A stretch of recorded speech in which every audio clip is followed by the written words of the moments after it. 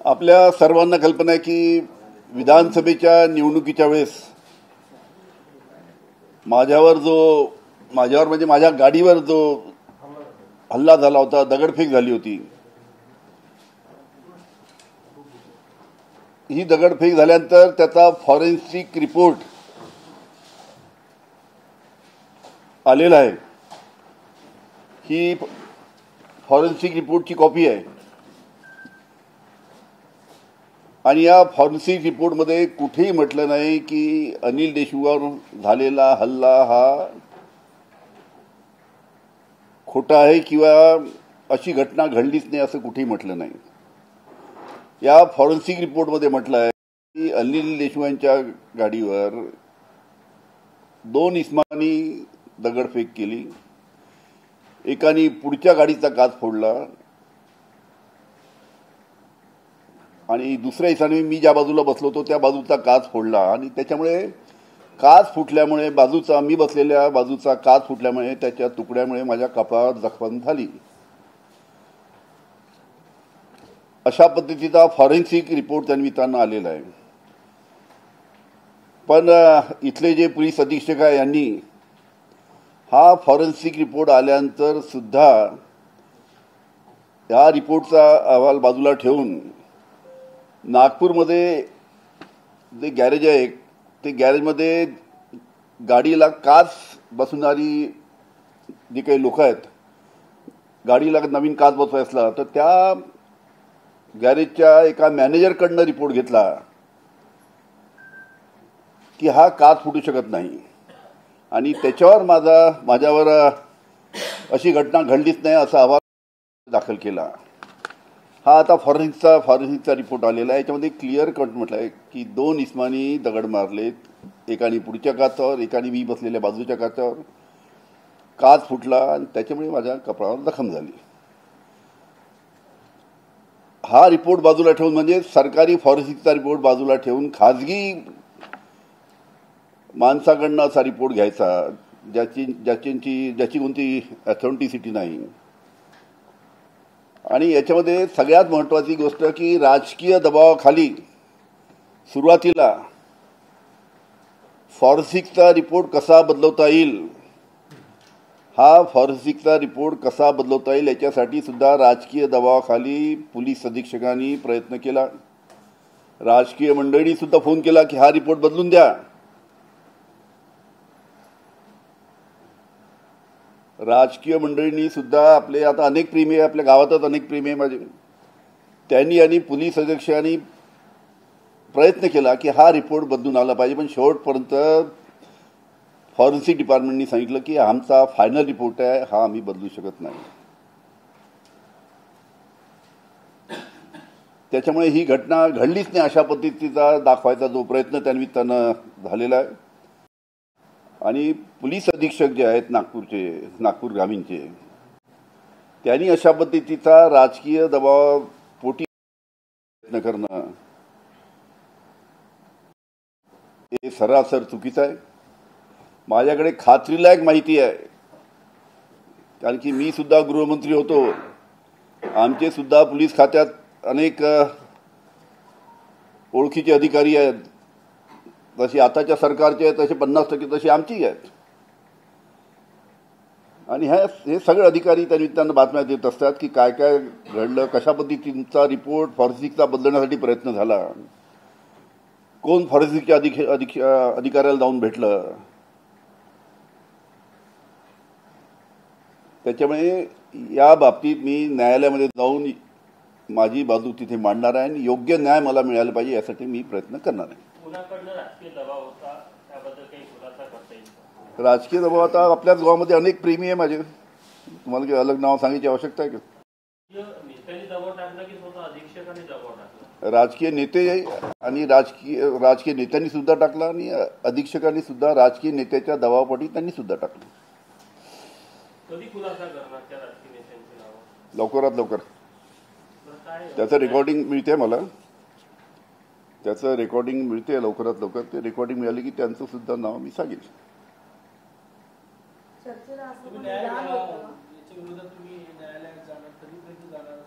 लवकरात लवकर रिपोर्ट तुम्ही पाहिला ना, नंबर 3 शेवटल्या पानावर क्लिअर कट म्हटलंय ना, शेवटल्या पानावर एकदम 3 गोष्टी त्याच्यामध्ये नमूद केल्या महत्वाच्या.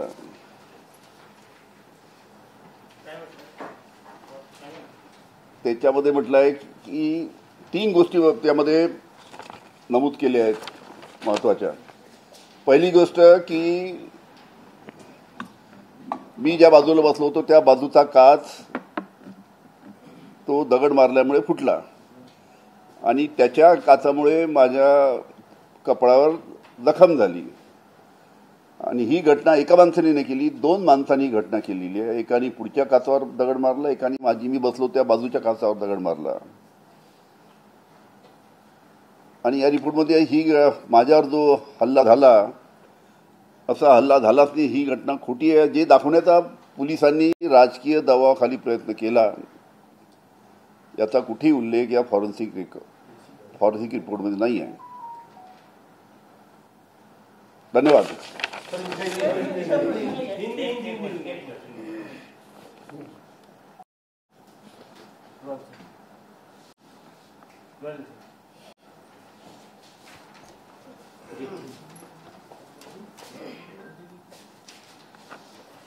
हिंदी. आपको बताया कि 10 महीने पहले जब विधानसभा का चुनाव चालू था और जिस दिन मतदान होने वाला था उसके एक दिन पहले रात के वक्त में मेरे गाड़ी के ऊपर पथराव हुआ और पथराव होने के बाद में कांच फूटने से मेरे सर के ऊपर जख्म आई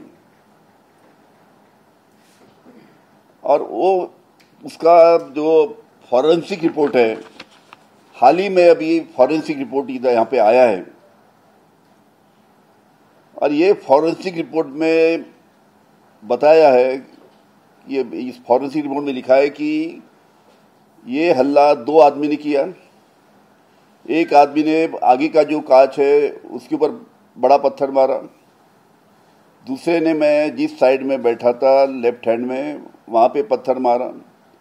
उसका कांच फूट के कांच की जख्म मेरे सर के ऊपर आई, ऐसा ये रिपोर्ट में लिखा है. लेकिन ये रिपोर्ट फॉरेंसिक डिपार्टमेंट ने बदलाना चाहिए. इसके लिए राजकीय दबाव था. उसी प्रकार पुलिस अधीक्षक ने भी बहुत कोशिश किया कि ये रिपोर्ट जो है इसको बदला, फॉरेंसिक डिपार्टमेंट ने दूसरा रिपोर्ट देना चाहिए. जब उन्होंने मना किया तो पुलिस अधीक्षक ने, जो यहाँ के एसपी है, उन्होंने यहाँ के एक कोई कंपनी ग्लास की, वहाँ पे जो ग्लास फिटिंग करने वाले लोग रहते, किसी कार का समझो कांच फूट गया तो उसको नया ग्लास लगा के देने वाले जो लोग रहते, वो कंपनी के मैनेजर से लिखवा लिया कि ये कांच फूट नहीं सकता करके, और मेरे खिलाफ में 20 समर रिपोर्ट कोर्ट में दाखल किया. 20 समर रिपोर्ट मतलब अशी घटना घडली नाही असा रिपोर्ट प्रायव्हेट एका मॅनेजरच्या, प्राइवेट कंपनी के मैनेजर के उनसे लिखवा लिया उसने, और प्राइवेट कंपनी के मैनेजर के रिपोर्ट के ऊपर उन्होंने 20 समरी रिपोर्ट कोर्ट में दाखिल किया. हालांकि ये फॉरेंसिक रिपोर्ट है, सरकारी रिपोर्ट है, ये एक्सपर्ट का रिपोर्ट है. ये एक्सपर्ट की रिपोर्ट में साफ साफ लिखा है कि किस प्रकार से हमला हुआ, किस प्रकार से कांच फूटी, किस प्रकार से अनिल देशमुख के सर के ऊपर चोट आई. पर ये रिपोर्ट बाजू में रखे खाजगी रिपोर्ट के भरोसे कोर्ट में ये मामला दाखिल किया. इसमें बहुत बड़ा राजकीय हस्तक्षेप हुआ है. राजकीय प्रेशर, पॉलिटिकल प्रेशर के कारण अधीक्षक ने ये पूरा काम किया. मेरे को पूरी कि मैं भी गृह मंत्री था, मैं भी होम मिनिस्टर था. आज की जो सरकार है उनके जैसे कुछ अधिकारी या उनके जो प्रतिशत अधिकारी उनके नज़दीक होंगे तो हमारे भी 50% अधिकारी हमको मालूमात देते रहते हैं. उन्हीं की ने बताया कि ये रिपोर्ट बदलाने के लिए पुलिस अधीक्षक ने राजकीय प्रेशर के कारण काफ़ी प्रयास किया, लेकिन फॉरेंसिक डिपार्टमेंट ने बोला है कि ये रिपोर्ट हम नहीं बदलेंगे. तो ये सब चीज़ें जो हुई है इसके लिए इसकी आगे चौकसी होना चाहिए। इसके लिए मैं कानूनी लड़ाई लड़ूंगा, कोर्ट में जाऊंगा और उसके लिए हम कानूनी लड़ाई लड़ेंगे।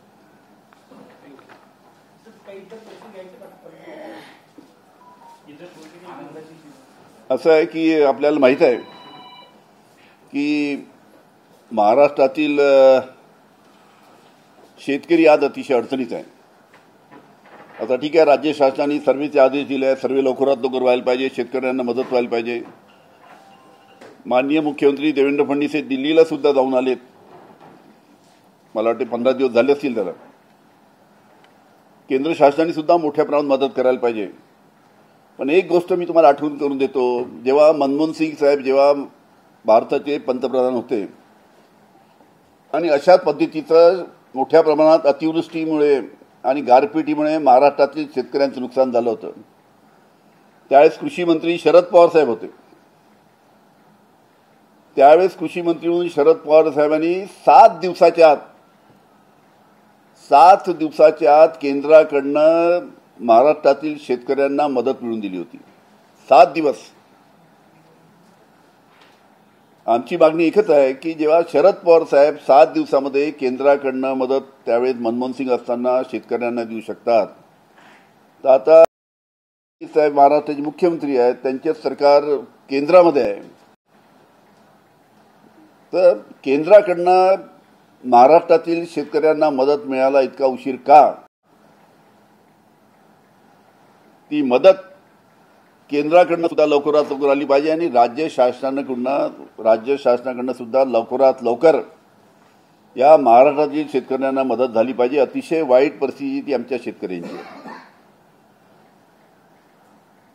कापूस गेला, सोयाबीन गेलं, संत्रा, मोसंबी, मराठवाड्यामध्ये सुद्धा मोठ्या प्रमाणात नुकसान झालं, विदर्भात सुद्धा नुकसान झालं, संपूर्ण महाराष्ट्रामध्ये नुकसान झालं। त्याच्यामुळे या बाबतीत लवकरात लवकर, ठीक आहे, चांगलं आहे, म्हणजे राज्याचे प्रतिनिधी अनेक जिल्ह्यामध्ये जाऊन आली, चांगली गोष्ट आहे, सर्वे करायची आदेश दिली, चांगली गोष्ट आहे, पण आता लवकरात लवकर आता शेतकरी पाहत आहेत की आम्हाला मदत राज्य शासनाकडनं किंवा केंद्र शासनाकडनं केव्हा मिळते, ती मदत लवकरात लवकर मिळायला पाहिजे अशी आमची राष्ट्रवादी काँग्रेस पक्षाकडनं मागणी आहे। त्याचबरोबर आपल्याला माहीत आहे की पुण्यामधला एक गुंड घायवळ,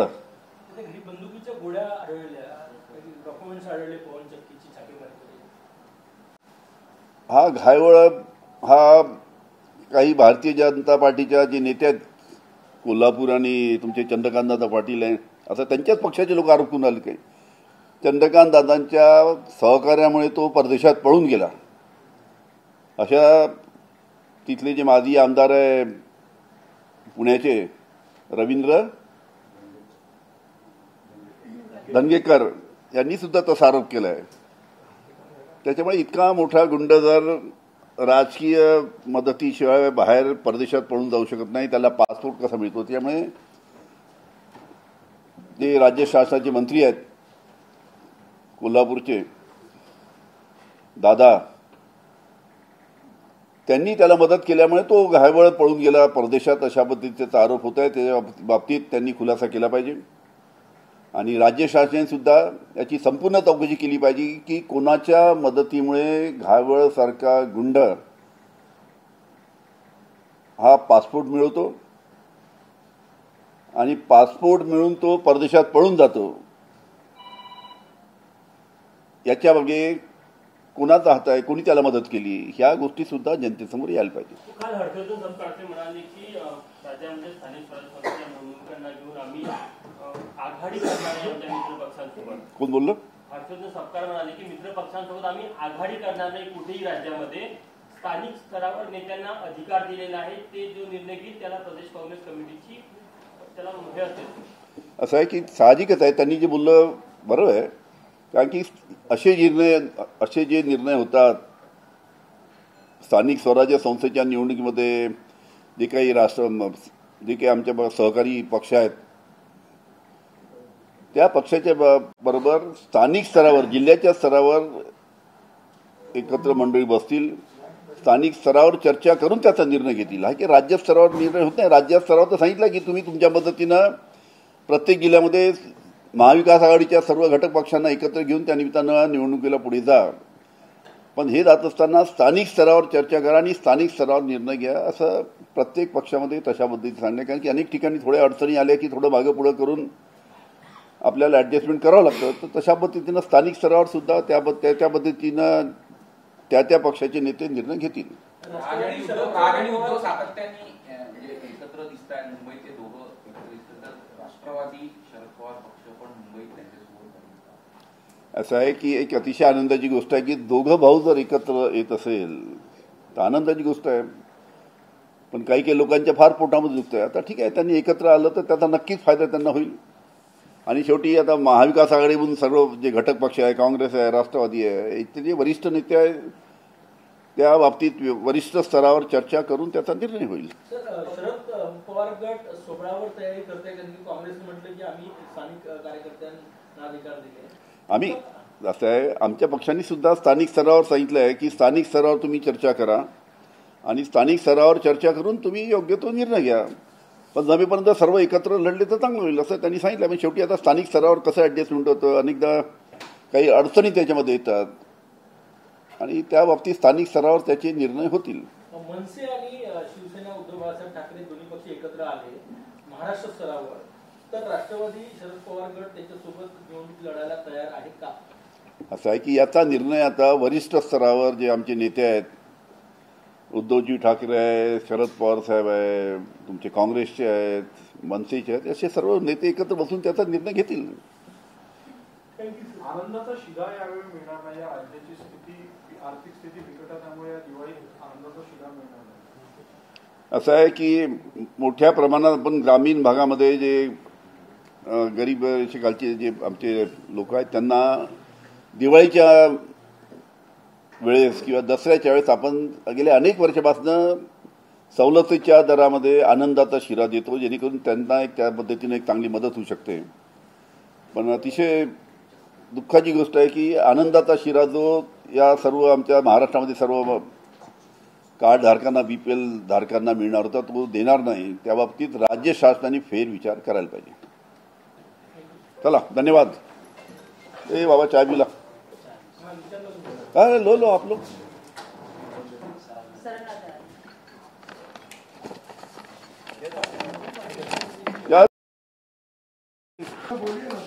आप सर्व की मालूमात ले रहे जरा.